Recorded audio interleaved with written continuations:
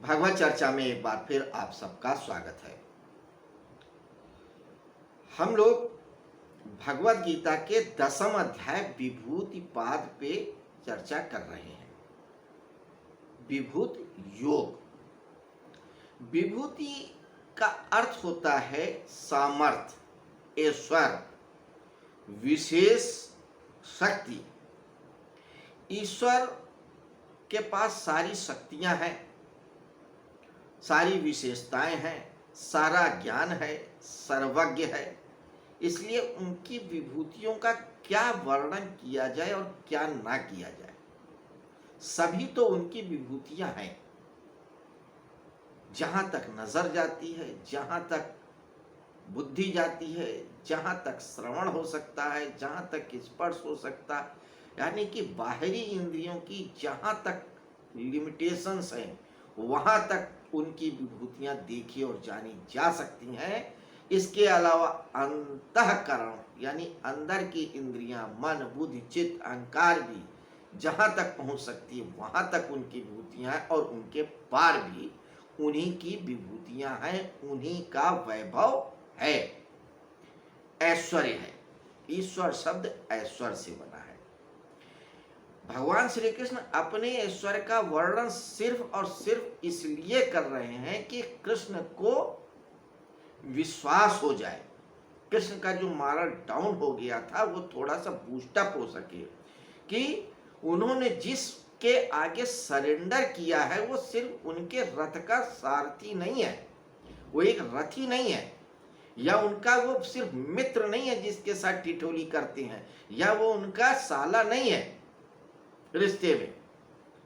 वो सब कुछ है, सब कुछ है, सर्वसमर्थ है। और सारी विभूतियों को वो क्यों गिना रहे हैं? पहले कार्य का कारण रूप में, फिर कार्य कारण रूप में, इसके अलावा और भी तरीके से बता रहे हैं। मन के भावों की सारी बातों को उन्होंने बताया कि मेरी विभूति है। फिर मन के द्वारा जो सृष्टि उत्पन्न की उसको भी अपनी विभूति बताया। क्यों? इसलिए कि व्यक्ति कुछ भी सोचे, कुछ भी विचारे, कुछ भी करे, ईश्वर का ही चिंतन हो। लेकिन समस्या ये है कि हम लोगों ने जिद कर रखी है कि उस परमेश्वर को न देखेंगे, न सुनेंगे, जानेंगे भी नहीं, सिर्फ बात करेंगे, अध्ययन कर लेंगे, और अध्ययन भी करेंगे, बात भी करेंगे और मानेंगे भी, तो ईश्वर को हम अपने पैमाने में मानते हैं, ईश्वर को अपने खांचे में बांधना चाहते हैं, जबकि ईश्वर किसी खांचे में बंध ही नहीं सकता है। और जब ईश्वर या वो परम सत्ता आपके सिद्धांत, आपके अनुभव, आपके विचार के अनुरूप नहीं होती तो हम उसको नकार देते हैं। इतनी छोटी सी बात नहीं समझ में आती कि जिस परमात्मा ने हमारी बुद्धि को बनाया है, मनुष्य को बनाया है, तो वो मनुष्य के मन और बुद्धि में कैसे आ सकता है? अगर वह परमात्मा आपकी बुद्धि और मन में आ जाएगा तो फिर वो परमात्मा काहे का? तब तो आप उस परमात्मा से बड़े हो गए ना। लेकिन नहीं, हमने जिद ठान रखी है कि हमें अपनी आंखें खोलनी ही नहीं है, बंद रखी है। धृतराष्ट्र की तो ईश्वर ने ही बंद कर दी थी, किसी जन्मों के पाप हुआ जन्मांध थे, लेकिन हम लोगों ने तो जानबूझ के बंद कर रखी है। खुली आंखों से भी देखने का कोई क्रियाकलाप या कोशिश ही नहीं करते हैं। और एक बात जानिए कि देखना, सुनना जिसको हम समझते हैं, अब आप कहेंगे हम मंदिर में जाते हैं, परमात्मा के दर्शन करते हैं, तीर्थ में जाते हैं, परमात्मा के दर्शन करते नहीं। आप वहां पे मोहवश जाते हैं, किसी लालच और लिप्सावश जाते हैं। तो जो लालच और जिस लिप्सा, जिस मोह से जाते हैं वो पूरी हो जाती है। ईश्वर के मोह से तो आप जाते ही नहीं है। ईश्वर के मोह से तो कोई कोई जाता है, कोई मीरा जाती है, कोई रसखान जाता है, कोई कबीर जाता है, कोई बुद्ध जाता है, कोई ईसा जाते हैं, कोई ऋषि जाता है, कोई मुनि जाता है, कोई कोई हजारों लाखों में जाता है। तो देखना ही नहीं चाहते, सुनना ही नहीं चाहते। लेकिन कृष्ण जैसी चेतनाएं बता रही हैं कि किसी एक में तुम भाव रख लो, किसी एक में ध्यान रख लो, तो तुम मुझको पा जाओगे। कोई आग्रह नहीं है कि तुम मुझको इसमें मानो और इसको न मानो। अगर तुम बुद्धि को मानते हो तो बुद्धि से समझो, ध्यान के द्वारा समझो, ज्ञान के द्वारा समझो। कर्म को मानते हो तो कर्म योग के द्वारा समझो। कुछ नहीं कर सकते हो तो समर्पण करके भक्ति के द्वारा समझो, लेकिन समझो। इसीलिए हर भाव में हर तरीके से अपनी विभूति को ही बता रहे हैं, और ये सत्य भी है। जिन्होंने जाना है वो मानते हैं कि ईश्वर के सिवा कोई दूसरी सत्ता है ही नहीं है। तो आइए अब हम आज के अगले श्लोक को देखते हैं, 8वें श्लोक को। तो भगवत गीता के 8वां श्लोक क्या कहता है? अहम सर्वस्प्रभो मत्ता सर्वम प्रवर्तते इत मत्वा भजन्ते माम बुधा भाव समन्विता। वही बात जो अभी हमने चर्चा में कही कि अहम सर्वस्प्रभु, जितना भी कुछ दिख रहा है, सर्वम प्रभुवो, मूल कारण, जितना भी चीजें दिख रही हैं उन सब का जो रीजन है, जो कारण है, जो वजह है, वो मैं हूं। अगर ये बादल दिख रहा है तो ये बादल मेरी वजह से है, समंदर मेरी वजह से है, पृथ्वी मेरी वजह से है, पाप पूर्ण मेरी वजह से है, ये तारे ग्रह निहार का ब्रह्मांड जो कुछ है मेरी वजह से है। तो जहां तक तुम्हारी नजर जाती है, जहां तक बुद्धि जाती है, जहां तक मन जाता है, वहां तक और उसके पार भी मैं ही हूं, सबका मूल कारण। कितने भी कारण खोज लो, विज्ञान जब खोजने पे आ जाता है तो कोई कारण ही नहीं पाता है, अंत में पाता है कि कोई कारण ही नहीं, और निराश लौट आता है। अभी आप देखिए, कुछ साल पहले गॉड पार्टिकल की बड़ी चर्चा हुई थी। खरबों रुपए खर्चा करके, हजारों वैज्ञानिकों को लगा करके बड़े बड़े गॉड पार्टिकल की एक सुरंग के अंदर सारा कुछ इंतजामात करके ये जानना चाहा कि अगर हम किसी इलेक्ट्रॉन, प्रोटॉन, पॉजिट्रॉन को खोजेंगे तो उसके अंदर कुछ तो मिलेगा, जो शक्ति मिलेगी वो क्या है, शायद वही परमात्मा हो, लेकिन कुछ नहीं मिला। तो विज्ञान की खोज बाहर की खोज है। बाहर कितनी दूर जाओगे, कब तक जाओगे? अगर हमको इस ब्रह्मांड के पार जाना है या इस आकाश गंगा के ही पार जाना है, और अगर हम 1,86,000 किलोमीटर पर सेकंड की रफ्तार से चलें तो भी हमको सैकड़ों साल, हजारों, लाखों साल लग जाएंगे। उस दिन चर्चा किया कि अगर हम 1,86,000 किलोमीटर की रफ्तार से भी चलें तो 7-7.25 साल लगेंगे, जो पहला तारा है अल्फा सेंटारी तक पहुंचने में। और उधर आइंस्टीन, सदी का क्या, मानवता का सबसे बड़ा वैज्ञानिक, कहता है कि अगर किसी भी चीज को प्रकाश की गति दे दोगे तो वह ऊर्जा में बदल जाएगी। तो आप कोई एरोप्लेन बनाओगे कैसे? अगर आप उसको 1,86,000 किलोमीटर की भी रफ्तार दे दिया 1 सेकंड में, तो ऊर्जा में बदल जाएगा। जब ऊर्जा में बदल जाएगा तो वो एरोप्लेन जाएगा कैसे, वो विमान जाएगा कैसे? या जो व्यक्ति उसमें बैठा होगा वही ऊर्जा में बदल जाएगा तो कैसे जाएगा? आपका कोई तरीका ही नहीं। और जब आप सबसे पास के तारे तक नहीं पहुंच पाओगे तो उस निहारिका के पार कैसे जाओगे? आकाश गंगा के पार कैसे जाओगे? ब्रह्मांड के पार कैसे जाओगे? उस ब्रह्मांड के पार जो और अनंत ब्रह्मांड है उनके पार कैसे जाओगे? तो बाहर से तो तुम जान ही नहीं सकते हो। इंद्रियों से जितनी भी दौड़ बेकार है। इसीलिए भारती मनीषा ने बाहर की दौड़ को खत्म कर दिया, उधर देखा ही नहीं। उन्होंने कहा कि हम कितनी देर चल पाएंगे, और जितनी तेज भी चलेंगे हम परमात्मा तक नहीं पहुंच पाएंगे। तब उन्होंने फिर अंतःकरण की तरफ गए, मन को। भीम से पूछा भी था यक्ष ने कि सबसे तेज कौन चलता है? उन्होंने कहा मन चलता है। तो कहा मन को ही साधो। तो मन को एकाग्र किया, मन को एकाग्र किया तो भी नहीं समझ पाए। क्योंकि जो सत्य है वो मन के गति से बहुत ज्यादा तेज चल रहा है। मन कितनी दूर तक जाएगा, जहां तक जाएगा वहां तक पदार्थ ही पाएगा। पदार्थ के आगे भी अगर जाएगा तो शून्य पाएगा, लेकिन शून्य तो परमात्मा नहीं है ना, परमात्मा तो कुछ और है। और फिर मन क्या है, जड़ है, परमात्मा चेतन हो ही नहीं सकता। बुद्धि भी क्या है, जड़ है, परमात्मा जड़ थोड़ी है। और जड़ से चेतनता नहीं आती है। अगर आज आपकी रेलगाड़ी चलती है तो ऊर्जा से चलती है, लेकिन जो ऊर्जा को बिजली से जो चलती है, बिजली को बनाने वाली भी कोई मशीन जो है वो कौन है, मनुष्य है। मनुष्य को कौन चलाता है, चेतन चलाता है। तो कोई भी जड़ वस्तु जड़ के द्वारा नहीं चल सकती है, तो जड़ को चलाने के लिए चेतन जरूरी है। और मन क्या है, जड़ पदार्थ है, तत्व है। तो जड़ से हम चेतन को कैसे जान सकते हैं? इसलिए उन्होंने जाना कि मन के पार भी कुछ है।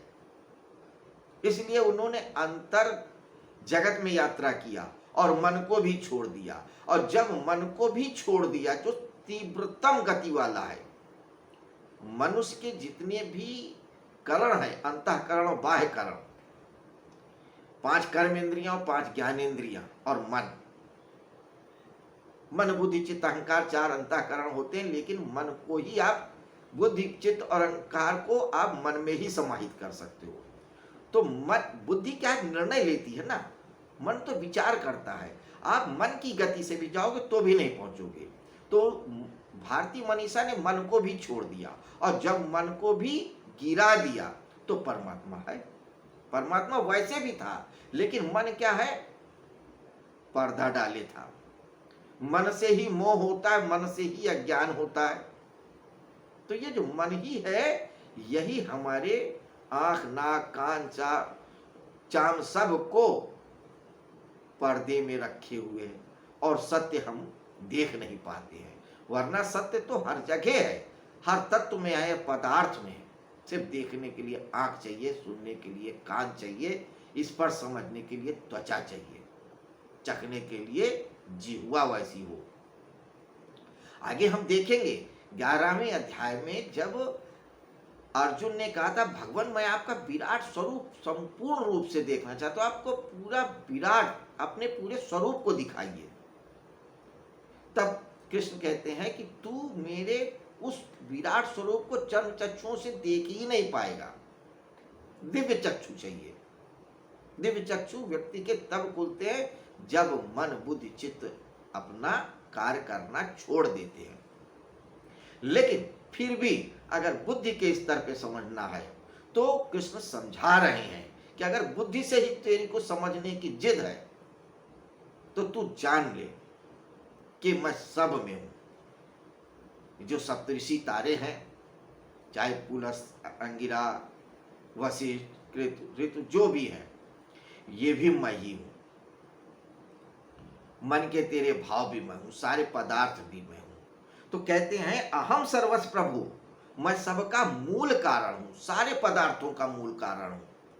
तू कोई और कारण को मत खोज, खोजना ये तेरी मर्जी, तू खोज, जितना खोज सकता खोज, मैं मना भी नहीं करूंगा। लेकिन जब तू खोज खोज के हार जाएगा तो यही पाएगा, सबके मूल में मैं ही हूं। जैसे वैज्ञानिक करते हैं, कोई भी पदार्थ क्या है, तोड़ते जाओ तो ऊर्जा है। ये ऊर्जा के बाद क्या, कुछ तो। अब क्वांटा की खोज कर रहे हैं कि एक तत्व तो ऐसा होता है कि जिसको आप ना ऊर्जा कह सकते हो ना पदार्थ कह सकते हो, क्वांटा। लेकिन उसके पार भी जाओगे तब क्या पाओगे? वहां तक आपके पास जाने के लिए कोई खुर्दबीन नहीं है, कोई रास्ता नहीं है, कोई तरीका नहीं है। वहां पे सिर्फ एक तरीका काम करता है, समर्पण का। जैसे ही आप समर्पण करते हो, आपके दिव्य चक्षु खुल जाते हैं, आपको परमात्मा सर्वत्र दिख जाता है। जहां जहां बता रहे हैं वहां वहां दिखेगा, जरूर दिखेगा। इस पे गूढ़ रूप से और चर्चा करेंगे, लेकिन अभी श्लोक को और देखें कि अहम सर्वस्व प्रभु मत्ता सर्वम प्रवर्तते।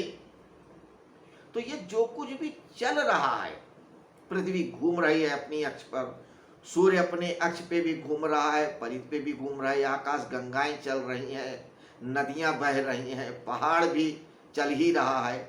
लोग वैज्ञानिक बता रहे हैं ना कि पत्थर, ऐसा नहीं कि पत्थर उतना ही रहता है, पत्थर भी बढ़ते हैं,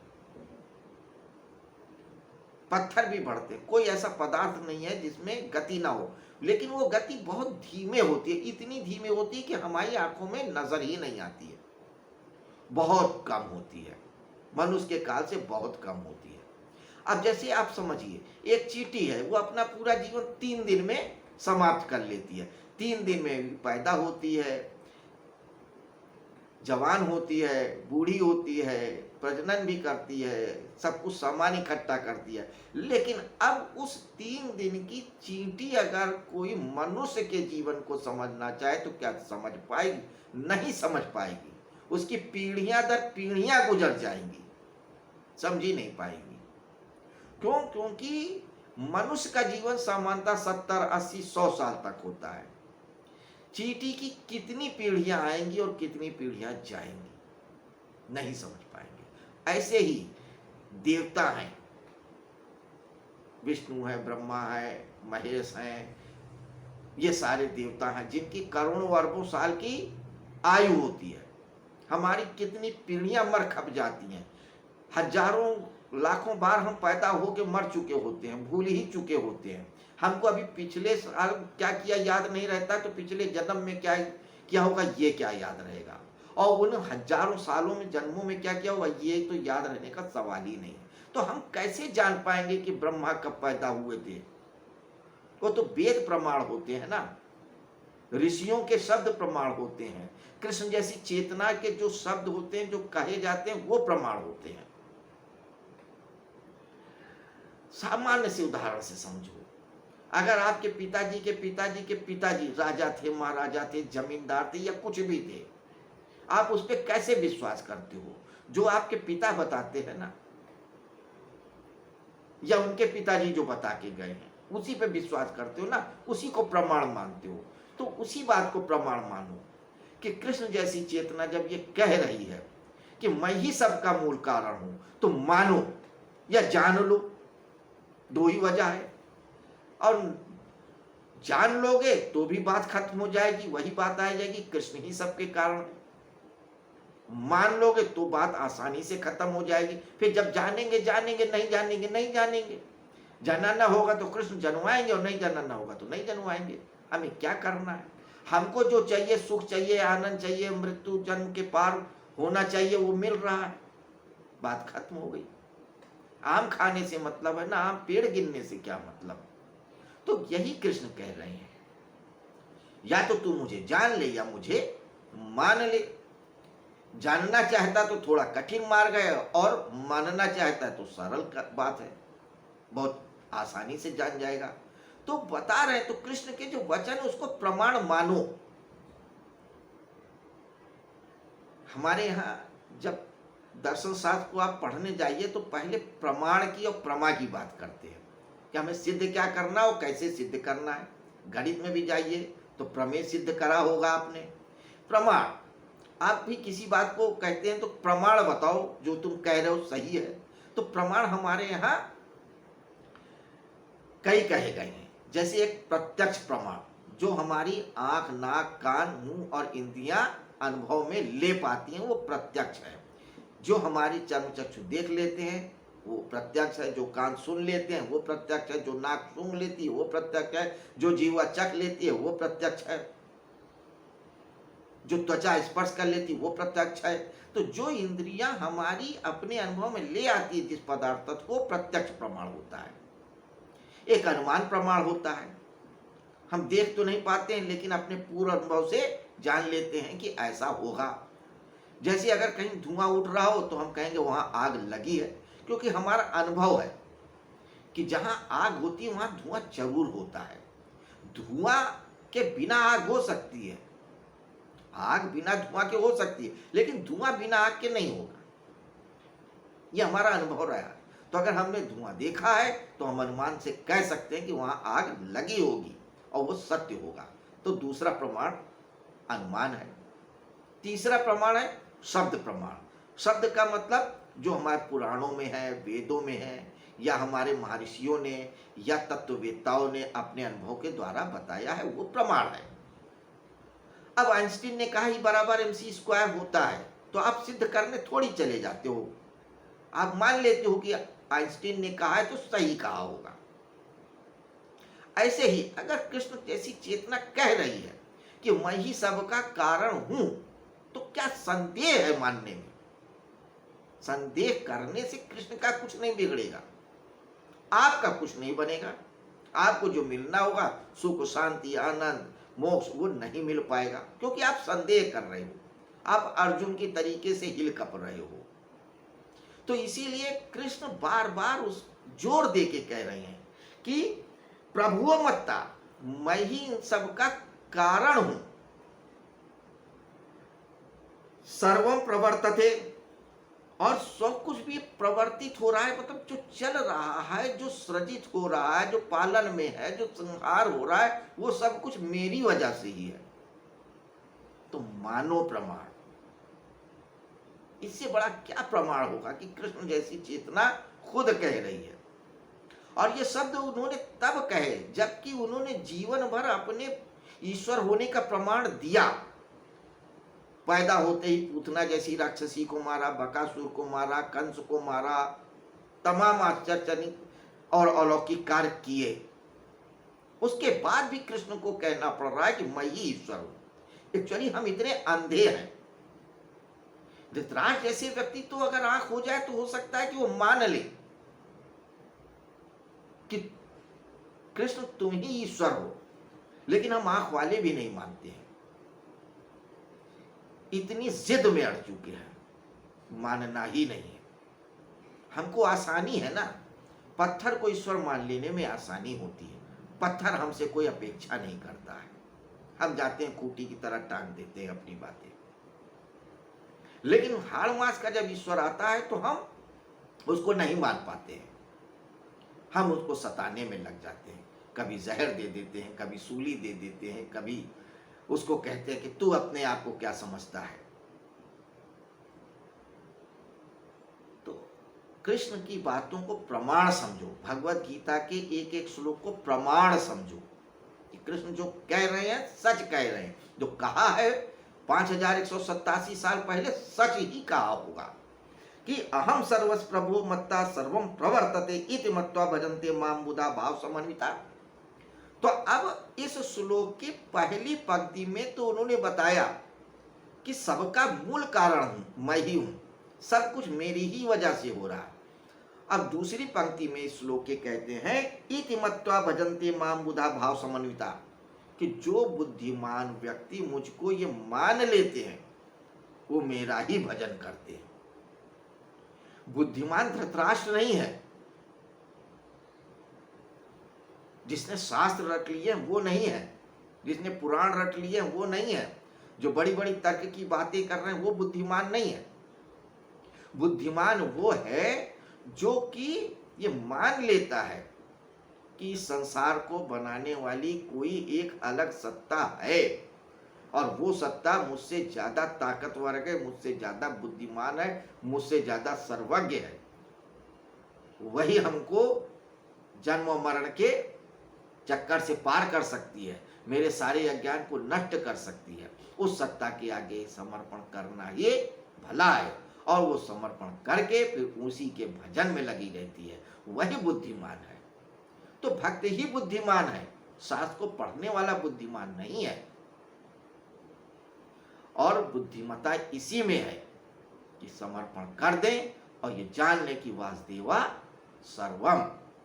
तो जो वासुदेवा सर्वम को मान लेता है वही ज्ञानी है, और जो जान लेता है वही विज्ञानी है, वही वैज्ञानिक है, वही वैज्ञानिकों का भी वैज्ञानिक है, वही मनोवैज्ञानिकों का भी मनोवैज्ञानिक है।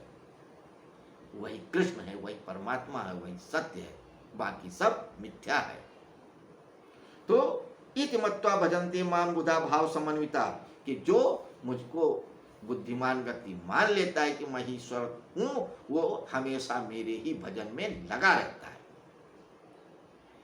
पुराणों में बड़ी मीठी कथा है कि ये मानसी सृष्टि के जो 4 ब्रह्मा के मानस पुत्र हैं, सनक, सनातन, सनंदन, सनत कुमार, ये हमेशा भजन में लीन रहते हैं।